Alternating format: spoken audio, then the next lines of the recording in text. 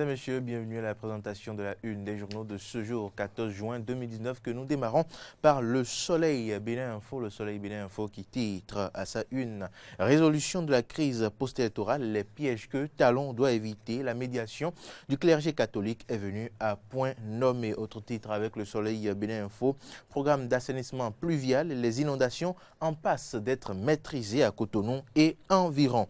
Proclamation du BEPC 2019, 56,72% de taux d'admissibilité. Retour définitif au Bénin des attachés financiers des représentations diplomatiques. La rupture dans la logique de rationaliser les dépenses publiques. Lutte contre la déforestation. La Banque mondiale accorde 75 millions de dollars au Bénin. Promotion de l'énergie solaire. Boycon, Parakou, Djougou et Natitengu bientôt équipés de centrales photovoltaïques. Et bien du sol de Soleil Bénin Info, nous passons au quotidien, La Croix, sinon à l'hebdomadaire plutôt, La Croix, l'hebdomadaire catholique qui titre à sa une « Le burn-out en milieu professionnel, un nouveau fléau du siècle ». Le burn-out en milieu professionnel, un nouveau fléau du siècle. Fin de l'année scolaire 2018-2019 au Bénin, tirer le son de l'accalmie pour affronter les défis. Espace jeune, comment vivre l'adolescence. Dialogue islamo-chrétien, études comparatives entre Jésus et le Coran, Marie de l'hebdomadaire catholique La Croix du Bénin. Et bien, de La Croix, nous passons à Dynamisme Info. Dynamisme Info qui titre en manchette « Dénouement de la crise post-électorale, réconciliation Talon Yahi ». Ça y est, que tout le monde s'y mette. La démarche déjà appréciée du clergé et de Ouattara à propos de son absence au Nigeria. Option d'ailleurs à saluer. Talon ne saurait célébrer la démocratie à l'étranger pendant que son pays traverse une crise. Et puis, prétendue interdiction de l'exportation du maïs et autres produits vivriers, le démenti formel du ministre de l'Agriculture. Élection à la haute autorité de l'audiovisuel et de la communication, jour J-1. Et puis, de Dynamisme Info, nous passons donc à Matin Libre, le quotidien Matin Libre qui titre « Opinion du docteur Elvis Abou, des sorciers qui s'ignorent ». Plus de détails donc dans le quotidien Matin Libre de ce jour, dans son numéro de ce jour, bien évidemment, championnat de football, les meilleurs récompensés, toujours avec Matin Libre, premier forum Togo UE, secteur agro-business. Rikia Madougou expose les atouts du Togo. Premier forum Togo UE, secteur agro-business. Rikia Madougou expose les atouts du Togo. Cotonou, le juge une deuxième fois chez Yahi. Cotonou, le juge une deuxième fois chez Yahi. Confidence de Soglo à Matin Libre, je n'ai jamais voté pour Talon. Confidence de Soglo à Matin Libre, je n'ai jamais voté pour Talon. BPC 2019, 56,72% déclaré admissible. Le nouvel observateur succède à Matin Libre et titre édito « Quand la paix se joue entre Kadiaoun et Tchaourou ». Édito « Quand la paix se joue entre Kadiaoun et Tchaourou ». Violence à Tchaourou. Le nouvel observateur titre encore sur cette actualité « L'USL Diaspora dénonce et appelle au calme et à la retenue ». Violence à Tchaourou, l'USL Diaspora dénonce et appelle au calme et à la retenue. Le président Talon doit cesser ses provocations contre le peuple selon le Parti communiste du Bénin. Déjà des tirs à balles réelles, s'interroge le nouvel observateur qui titre en pied de page Bénin quand Omeki confond politique et sport. Bénin quand Omeki confond politique et sport. Contre la mafia politico-religieuse, le message ouvert de Enayon Brice Soou au président Patrice Talon. Indice mondial de la paix, le Bénin en difficulté. Fraternité, le quotidien de Ménontin, pour poursuivre cette présentation de la une des journaux de ce 14 juin.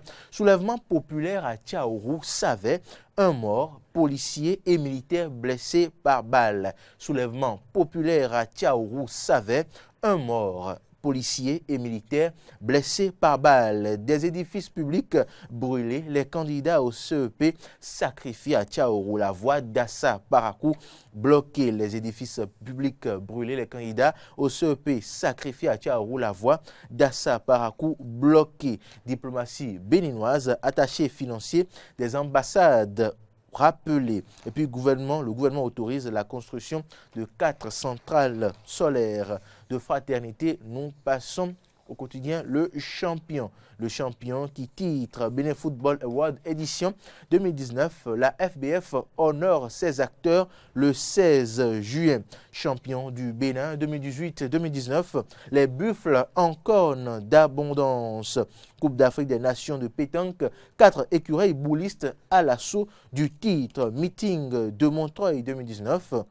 Caster Semenya frappe fort. Préparatifs pour la CAN Égypte 2019. Les écureuils rassurent avant la Mauritanie.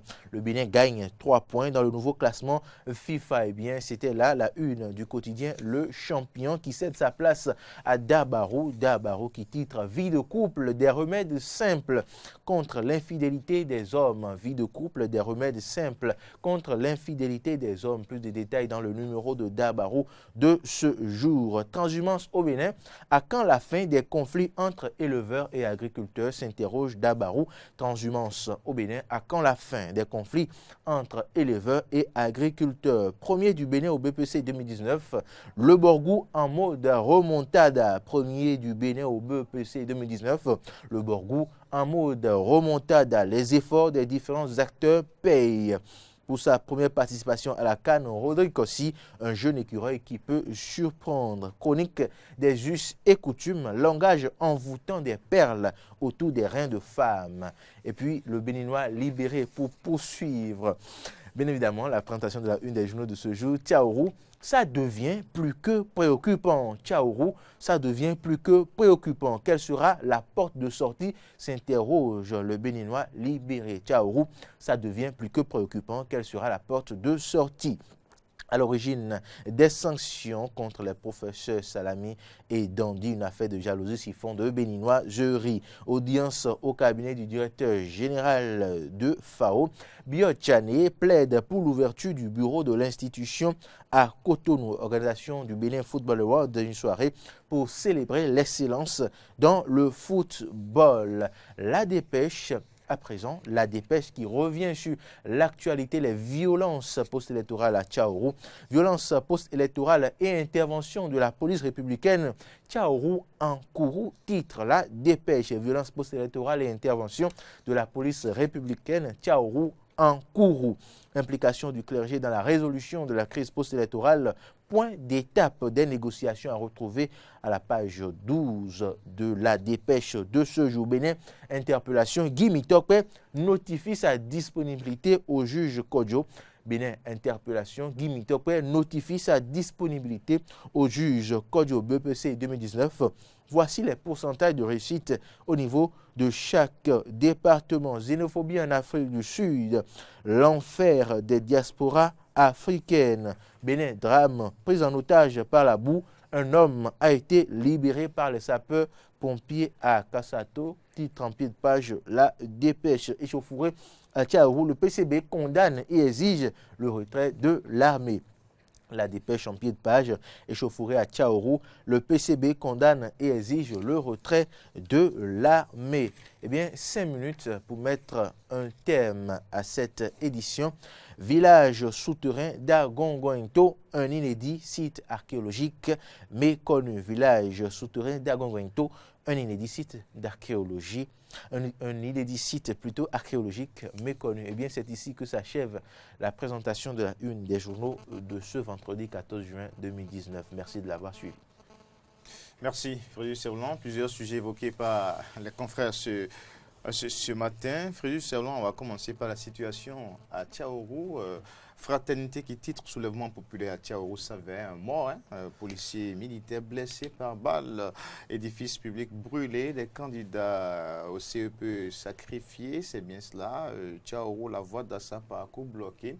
Et avec le Béninois libéré, qui précise que la situation devient quand même préoccupante à Tchaourou, à Frédéric Serlan. Oui, comme on le lit si bien à la une du quotidien Le Béninois libéré, les violences à Tchaourou hier ont conduit à un mort et le bilan pourrait s'alourdir dans les heures à venir. On parle de beaucoup de blessés et dans les rangs des manifestants et dans le rang des forces de l'ordre, police républicaine et militaire. Nous informe bien évidemment le quotidien Fraternité que Martin Tolincé voudra bien nous proposer. Eh bien, connaissez C'est triste ce que nous vivons. Vous voyez, cette crise, on est obligé de le dire, de le reconnaître, montre un peu Simplement, le manque de maturité, l'inconscience des dirigeants et des leaders politiques. Vous voyez, à cause d'une crise qu'on est en train de découvrir qui implique deux personnes, parce que nous sommes partis de la crise post-électorale, de la crise électorale, de l'exclusion des partis de l'opposition, des législatives de 2018, d'avril 2018. On pensait que cette crise était derrière, d'avril 2019, pardon, on pensait que cette crise était derrière nous une fois que les députés ont été installés. Eh bien, le président, pour prévenir une crise post-électorale qui va durer, avait, dans son discours du 20 mai, je crois, dans son dernier discours, tendu la main à toute la classe politique et proposé la convocation d'un dialogue franc et sincère. Et puis, voilà ce à quoi nous assistons, des interpellations, et les gens réagissent parce qu'ils n'ont pas encore digéré cette exclusion. Est-ce le moment opportun de procéder à ces interpellations et le dialogue alors? Et si nous allons d'abord au dialogue, et puis pour se dire les vérités, se réconcilier peut-être, et puis nous dire en face qu'il faut quand même la justice, parce que ceux dont les biens ont été brûlés, s'ils n'obtiennent pas justice, eux aussi gardent des meurtrissures. Donc quand même, il faut faire les choses étape par étape, il ne faut pas forcer les choses et tout faire en même temps.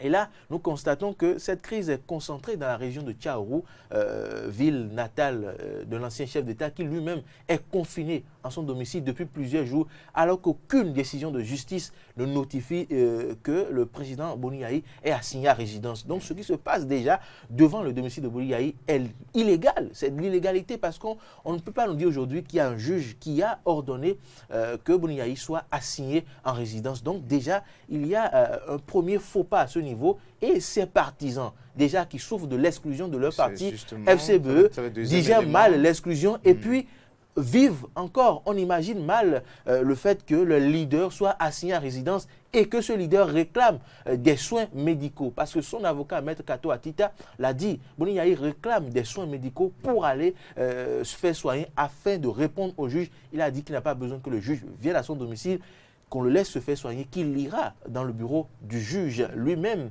Et puis, vous voyez, ça fait un peu de tout. Et toutes ces situations, on ajoute encore des interpellations, des gens qui seraient à la base des violences électorales à Tchaourou. Donc, peut-être il y a cette exaspération au niveau de ces populations qui se disent, mais finalement, c'est comme s'il y a quelque chose qui est dirigé contre nous, contre notre leader, contre notre zone. Et puis, il y a eu ces réactions que vous voyez. Donc, il y a à condamner les manifestants qui font preuve de violence, mais il y a aussi à condamner les gouvernants qui ne font pas preuve de sagesse. Hélas, il faut le reconnaître, ils ne font pas preuve de sagesse. C'est comme si il s'agit des enfants à qui on a tout de suite acheté des pistolets et qui jouent à se faire paf paf et puis au risque de brûler la maison. Là, ce n'est pas bien, ça n'amuse plus personne. Il ne faut pas utiliser la force publique pour se régler des comptes. Il ne faut pas utiliser la force publique. Aucun gouvernement n'est éternel. Hier, c'était Boni Yayi qui était au pouvoir. C'était Patrice Talon qui était convoqué au commissariat central de Cotonou. C'était Patrice Talon qui était en exil. Aujourd'hui, c'est Patrice Talon qui est président. C'est Boni Yayi qui a signé. La roue tourne et tournera toujours. Donc, il faut faire preuve de retenue. Des leçons des événements des 1er et 2 mai à Kadiaoum. Parce que si on a pu tirer effectivement les leçons de ces événements, on devait quand même préserver la paix. Et préserver la paix, c'est vrai qu'on ne peut pas demander à la justice ni à l'autorité de ne pas interpeller, de ne pas faire la lumière sur les violences le jour du scrutin. Mais puisque la période est un peu tendue, il faut y aller avec la sagesse. Bien évidemment, c'est surtout ça. Vous voyez, on a toujours reproché la manière dont les interpellations se font, qui font dire à certaines personnes qu'il s'agit non pas d'interpellation, mais d'enlèvement. Mais vous voyez, il y a déjà des leaders politiques, des leaders religieux, etc., qui ont parlé. L'Union africaine a intervenu, la CEDEAO a intervenu, mais quand même, les dirigeants foncent tête baissée, comme il imagine, comme il pense. Donc, on se demande qui peut bien résoudre cette crise si l'Union africaine n'a pu rien faire, la CEDEAO n'a pu rien faire, les leaders religieux, catholiques, musulmans, etc. Tous les espoirs ne se sont pas encore estompés. Nous avons vu très récemment la médiation quand même envoyée, la délégation envoyée par Alassane Dramane Ouattara. Mais si l'Union africaine, la CEDEAO n'ont plus rien fait, qu'est-ce que la délégation d'Alassane Dramane Ouattara peut faire? On a vu encore une adresse conjointe des anciens présidents du Ghana, Kufuor, et Olusegun Obasanjo pour appeler quand même le gouvernement béninois à la retenue et rappeler encore l'Union africaine et la CEDEAO à son devoir d'aider le Bénin à sauvegarder l'essentiel. Mais franchement, là où les choses arrivent, nous allons petit à petit faire une contagion des autres villes. Et si nous arrivons là, je ne crois pas que le gouvernement puisse gérer cela. Voilà, c'est de Tchaourou. C'est de Tchaourou qu'on parlait. À présent, on parle de Savet. On parle de Savet. Demain, ce sera quelle ville? Ça a commencé à prendre du terrain. Et géographique, je crois quand même que les dirigeants qui nous écoutent, les dirigeants ne sont pas sensibles à ce qui se passe et doivent pouvoir s'entendre rapidement pour amener la paix dans cette région. Mais toujours est-il que la divergence a pris une autre forme entre ces deux personnalités politiques, amis. Hier, ils étaient amis. Aujourd'hui, il y a eu un semblant de réconciliation juste à l'avènement de Patrice Talon au pouvoir. En Côte d'Ivoire, dirigé par Alassane Dramane Ouattara, c'est un président de Foyan Sibé, alors qu'on pensait que la hache de guerre était enterrée, ça a pris véritablement autre allure. Tout porte à croire qu'en Côte d'Ivoire, à Abidjan, les deux n'ont joué qu'à Hollywood. Donc, mais comme le disait le candidat Azanaï, le président de Restaurer l'Espoir, il faut pouvoir dissocier, ostraciser le problème Talon Yahi de la crise électorale, la crise post-électorale qui nous secoue. Mais aujourd'hui, nous sommes dans un fourre-tout grâce aux dirigeants qui ont voulu tout mélanger. Et aujourd'hui, il est difficile de dire est-ce que c'est la crise post-électorale ou bien est-ce que c'est la crise entre Talon Yahi qui est en train de secouer le Bénin. Et puis, nous sommes contraint de dire que les deux sont liés. Parce que le plus grand parti de l'opposition qui a été exclu, c'est bien les Forces pour un Bénin émergent de Thomas Boninyahi. Donc, il y a un prolongement de la crise entre les deux qui est intervenu à cause de l'exclusion du parti de l'intéressé qui est déjà maillé à partie avec le président de la République. Mais au-delà, nous traversons une crise morale, nous traversons une crise politique, une crise économique. Parce que tout ce que vous voyez, la morosité économique, les badauds s'y mêlent, etc. Et c'est l'occasion pour les uns et les autres de rançonner, de casser des boutiques, d'exiger des sommes. Et si nous n'y prenons garde, vous l'avez vu, Tchaourou savait maintenant et quelle ville demain. Il faut véritablement que les dirigeants politiques, le président Patrice Talon en premier, puissent prendre la pleine mesure de ce qui est en train de nous arriver.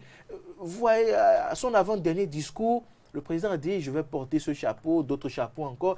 C'est comme s'il n'y a plus rien à dire pour faire revenir le président à la raison. C'est comme s'il se dit, d'accord, quoi qu'il arrive, je suis d'accord. Mais rien, on n'observe pas de changement. Si vous avez bien suivi le discours, l'avant-dernier discours du chef de l'État, je suis prêt à porter ce chapeau, je ne permettrai pas qu'on mette le pays à feu et à sang avec ce sourire que les gens ont interprété comme moqueur à l'endroit du peuple de tout le monde. Le lendemain, c'est carrément encore autre. Vous voyez, non. Les actes sont ne sont pas contraires.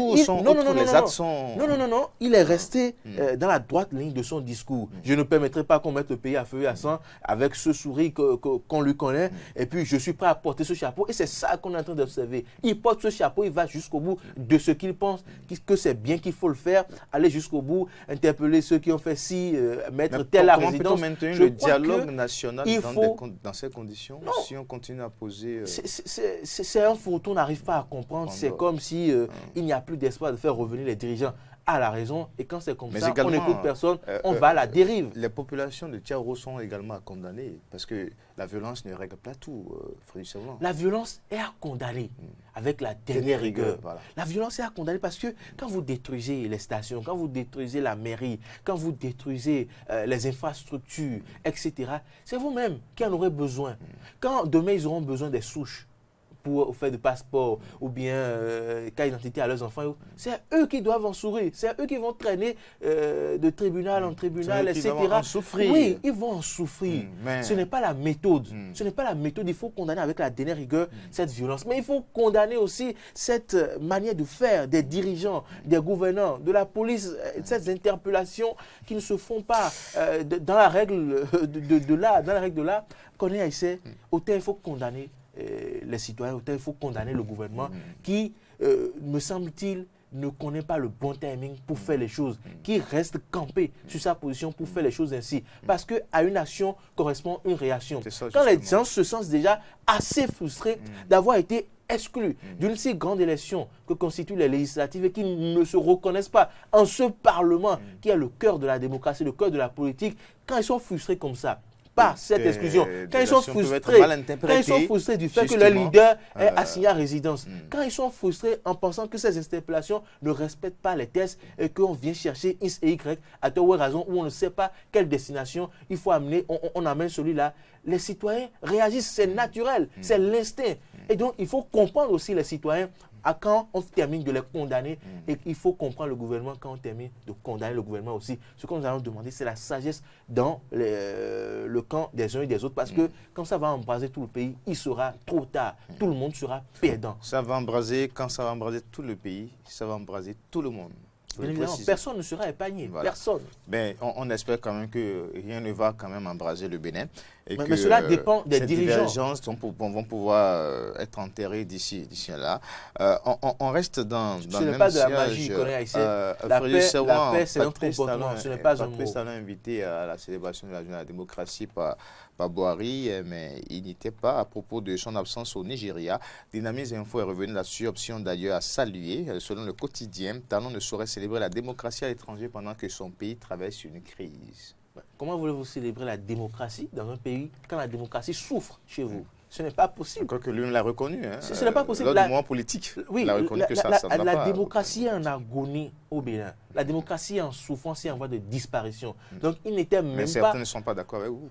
C'est certain, c'est mon avis. Les termes utilisés sont plus... C'est mon avis. C'est mon avis. C'est mon avis. La démocratie est en voie de disparition au Bénin. En difficulté, la démocratie. Non, en voie de disparition. Parce que quand vous suivez le discours politique du chef de l'État et de son camp, c'est comme si cette démocratie ne nous a rien apporté et qu'il faut définitivement mettre fin à cette démocratie. Non, mais selon le président, il faut une démocratie et instaurer... Non, il faut instaurer cette gouvernance qui ne dit pas son nom.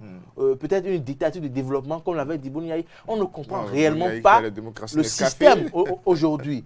Et donc, il n'était même pas pensable que le président Patrice Talon puisse accepter de célébrer la démocratie alors que dans son pays, cette gouvernance est en voie de disparition. Et puis, pour d'autres raisons, c'était ce jour qu'il recevait, je crois, la délégation envoyée par Alassane Dramane Ouattara. Le pays était en crise. Quand, vous savez, les nations sont dans ces crises post-électorales, ces crises sérieuses, aucun dirigeant n'accepte quitter le pays, pour ce que vous savez. Donc, c'est peut-être par raison de stratégie, par raison d'image et raison d'agenda, les trois ensemble, que le président Patrice Talon n'est pas parti très rapidement, au Nigeria. Matin Libre, confidence de Soglo à Matin Libre. Je n'ai jamais voté pour Patrice Talon. Alors, mais là, c'est comme si on a vu quand même le couple Soglo qui a pris son baptême de terrain, qui est descendu en ce moment en 2016, pour appeler à voter pour Patrice Talon. Mais si Soglo aujourd'hui fait ses confidences à Matin Libre, est-ce que je continue? Oui, non. On passe ce titre et on poursuit. Je n'ai jamais voté pour Talon. Bon, je crois que le président Soglo aura plus de temps pour s'expliquer. Parce que si on a demandé, on a mené ce candidat, on a demandé à son fief de... Puisque rappelez-vous encore, Léadi Soglo, qui était président de la Renaissance du Bénin, avait porté son choix sur Lionel Dissou. Et puis le couple est descendu pour battre campagne pour Patrice Talon. Mais si aujourd'hui Soglo fait de pareilles confidences... C'est regrettable, j'allais dire. Et il faut le dire, que le président Soglo... Les hommes politiques, c'est comme si les hommes politiques s'avaient vendu... en erreur, parce qu'il avait invité en son temps les gens à porter le choix sur ce candidat et nous dire aujourd'hui que... En tout cas... qu'il n'a pas voté, ce n'est pas bien. Ce matin libre. Ce n'est pas bien. L'éducation nous oblige à trouver des termes pour dire à Pépé Soglo que ce qu'il a dit là, que ce n'est pas bien, ce n'est pas vraiment bien. Et on aurait pu aller plus durement. Mais ce n'est pas bien. Si en son temps, on peut faire un peu d'hypothèse autour. Si en son temps, il n'a pas voté pour Patrice Talon, il aurait voté pour Lionel Zinsou, il aurait pu faire de l'Assomption. Oui, c'est clair. C'est les options qui s'offraient à lui en ce moment. Mais le connaissant étant contre la candidature de Lionel Zinsou, pas contre Lionel Zinsou. Peut-être qu'il avait fait bulletin nul. Mais ce n'était pas bien parce qu'il avait invité les gens à porter le choix sur un candidat. Connaissez un titre plus intéressant avant de nous séparer. J'ai cru lire en pied de page de la Dépêche Info, Bénin drame, pris en otage par la boue. Un homme a été libéré par les sapeurs-pompiers à Kassato. Sur ce dossier, qui vous souviennent que c'est notre collègue Samson Oké qui est tombé sur cette situation en venant au bloc quand les citoyens avaient découvert l'homme dans la boue, piégé par la boue. Et puis les sapeurs-pompiers ont été interpellés, appelés, ils sont venus, ils ont porté les premiers soins à cet individu. Nous avons montré les images en direct quelques minutes plus tard dans notre journal télévisé.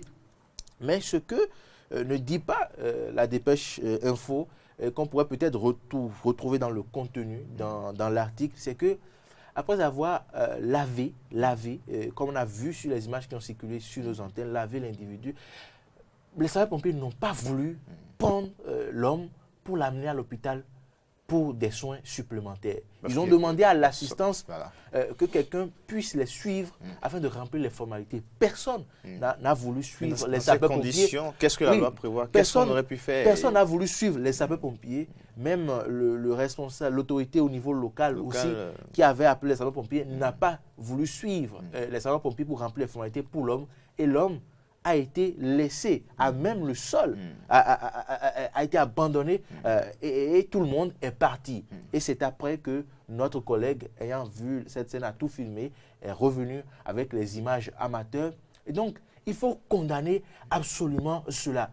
Qu'est-ce qui dit que les sapeurs-pompiers doivent forcément avoir quelqu'un pour remplir les formalités avant de prendre un individu qui a eu un choc ou bien qui est en danger dans la circulation? Ne sont-ils pas des agents assermentés? Leur vocation, c'est de sauver des vies. C'est de sauver des vies. Ils le font si bien. Mais dire, parce qu'il n'y a personne pour remplir les formalités, on ne peut pas amener l'individu et le laisser au bord de la voie, ce n'est pas bien. Mais dans ce cas, est-ce que l'autorité locale ne peut pas prendre le devant des choses? Je crois que dans ce cas, qu'est-ce que la loi doit, on doit quand même... La police judiciaire doit s'intéresser à ce cas précis pour rendre justice à tous ces cas-là, à tous ces cas qui se sont passés, qui sont inconnus ou connus. On doit mettre fin à cela. Et c'est comme ça dans nos hôpitaux parfois. Oui, on va venir à l'assistance sociale, on vous laisse à terre où on fait. À quoi servent les assistances sociales dans nos hôpitaux? Il faut qu'on se pose la question. Et même au-delà de tout cela, quand même, en Afrique, il y a quand même des liens de familiarité, de solidarité qui sont beaucoup plus conservés. On ne peut pas comprendre quand même que ça arrive comme ça. Il faut condamner cela avec la dernière rigueur qu'on ait haïtien. Les sapeurs-pompiers, quand on les appelle, quand il y a un accidenté, que quelqu'un veuille suivre les sapeurs-pompiers ou pas, quand même, ils sont des agents assermentés. Je crois qu'ils font partie des forces de sécurité publique et on doit apporter assistance à celui qui est en danger. Ils doivent qu'il y ait quelqu'un pour remplir les formalités ou pas conduire l'intéressé qui est en danger à l'hôpital pour les premiers soins.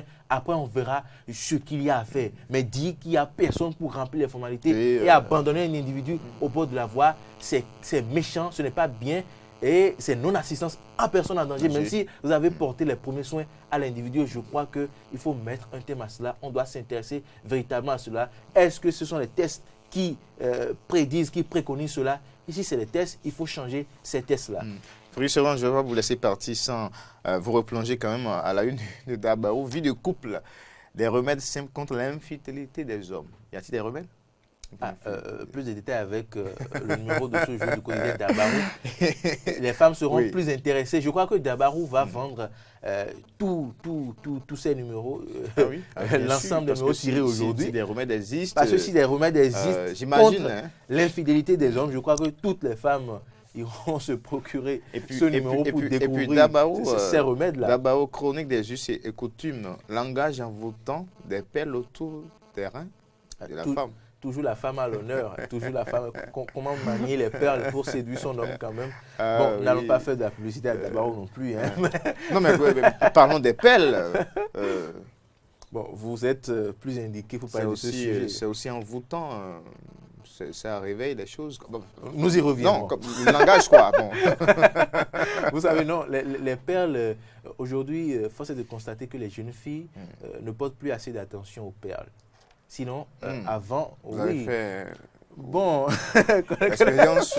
En fait, vous avez on a eu à faire un reportage il y a quelques mois sur ce sujet. Vous l'avez suivi. D'accord. Et puis les femmes ont confirmé. Les femmes aujourd'hui sont plus poussées vers les chaînes qu'elles mettent autour de la hanche parce que quand elles portent les jeans et autres, elles ne supportent pas l'effet que font les perles, l'esthétique. Donc, elles abandonnent petit à petit les perles. Mais avant, les perles avaient des fonctions. C'est ça. Dans le foyer, peut-être quand vous mettez les perles de couleur rouge, c'est pour dire que vous êtes dans une certaine période sensible, que vous ne pouvez pas aller vers certaines choses ou faire certaines choses avec votre conjoint.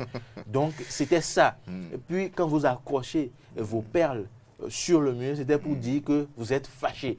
Et votre mari doit comprendre vous le code. Connaissez le langage. Et quand vous portez des perles d'une certaine couleur, c'est pour dire qu'aujourd'hui, je suis dans les conditions... Voilà, aujourd'hui, je suis dans les conditions pour vous recevoir. Ah oui. Donc, les perles avaient ces fonctions-là dans le foyer. Mais c'est la culture, c'est notre culture. Elle revient à nos personnes ressources de pérenniser quand même ces us, ces coutumes-là, ces pratiques pour quand même dire à nos jeunes filles qu'il y a un langage. Voilà, il y a un langage au sein du couple qu'on peut adopter avec les perles. C'est comme ça qu'on appelle ça. Hein. C'est les DVD, les collants aujourd'hui. Ah, je ne maîtrise pas cela. Bientôt, il faut entre dehors. C'est l'expression que les jeunes filles même ont. Malheureusement, ces trucs-là, est-ce que ça attire autant l'homme que les perles, les pagnes et puis les tresses africaines? Oui, c'est peut-être parce que les personnes âgées, les parents aussi... on lâchait un peu à un moment donné, le devoir de pérenniser la culture, l'éducation, que toutes ces choses ne sont plus reconnues à leur juste valeur aujourd'hui. Comme je vous l'ai dit, les perles, c'est un langage au sein du couple. Ça dit beaucoup de choses et qu'il faut vite comprendre et changer de rythme, voir les mécanismes à adopter pour quand même maintenir la paix au sein de son foyer. Les pères jouent beaucoup de rôle et les jeunes filles gagneront à quand même renouer avec ces pères, même s'il faut apporter un peu plus d'esthétique. Aujourd'hui, il y a beaucoup de personnes qui s'investissent dans ce milieu-là. Avant, les pères étaient d'une grosseur horrible peut-être, mais aujourd'hui, l'esthétique est apportée. Il y a beaucoup de finesse, on y met même les noms, on y met même des messages, on écrit des choses. Donc, avec une certaine dimension quand même. Quand c'est sous certains vêtements, vous voyez comment ça... Oui, c'est pourquoi il dit certaines personnes ont apporté de l'esthétique à ces perles-là. Aujourd'hui, vous pouvez porter des perles sans qu'on puisse l'observer en dehors de vos sous-vêtements ou bien de votre accoutrement. Merci Frédéric Servan. Un sujet intéressant. J'espère qu'au niveau de la rédaction, vous allez pouvoir très bientôt envoyer des équipes pour nous, nous ramener quelques images pour approfondir le sujet. Merci également à Dabarou et d'ailleurs à tous les quotidiens parus ce vendredi et pas venus à notre rédaction. Nous allons poursuivre maintenant avec Matin Eden. Ça va être le bulletin d'information. C'est vrai que Carnot avait envie tout à l'heure d'intervenir. C'est sûr que c'est sur les perles. Mais non, vous n'êtes pas menti. Mais bon, on va garder ça pour prochainement. Non, il faut l'écouter, c'est un expert. Non, c'est bon. Mais non, Carnot, vous avez l'expertise en ce domaine. Bon, alors, il ne serait pas bien de ne pas faire profiter les téléspectateurs, les auditeurs en de quelques votre secondes expertise. alors. Oui, non, commissaire Carnot. Je rejoins... Commissaire des perles ou bien? Oui, commissaire de tout, quand la nuit tombe. je rejoins avec mes deux mains, mes deux pieds, Frédéric Servalan dans son développement. C'est bon. Donc, D'accord. cher maître Carnot, j'ai été à la hauteur. J'ai été un bon élève. Merci pour les pics ce matin.